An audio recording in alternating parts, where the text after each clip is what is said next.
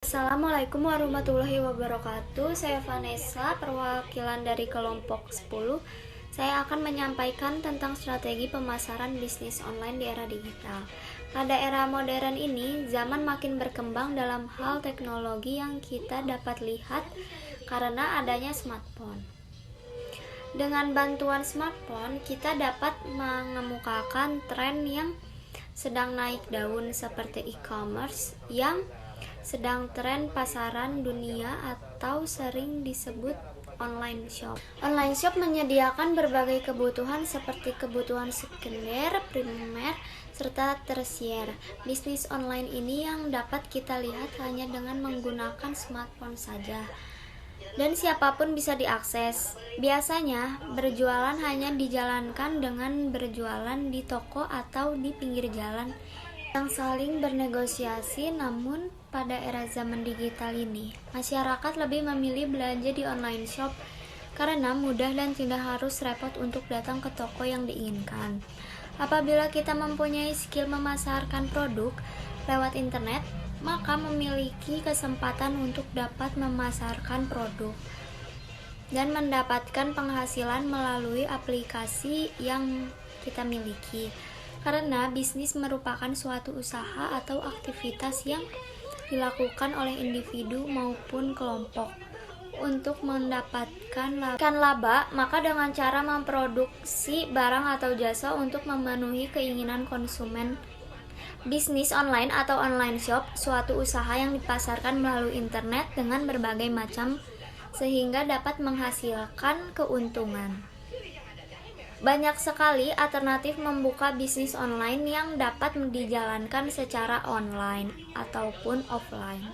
Apa sih kelebihan dari bisnis online? Yang pertama, bisa dikerjakan di mana saja dan kapan saja sejak mengenal bisnis online dan tidak terbatas oleh waktu dan tempat. Yang kedua, bisnis internet modalnya relatif kecil dan bisnis online bisa dijalankan dengan modal yang sangat kecil, bahkan nyaris tanpa modal. Tidak perlu menyewa tempat usaha. Yang ketiga, bisa menjangkau banyak orang dengan bantuan internet. Kita bisa memasarkan apa saja kepada orang lain dimanapun mereka berada. Keempat, proses transaksi cepat. Kelima, bisa dikerjakan siapapun.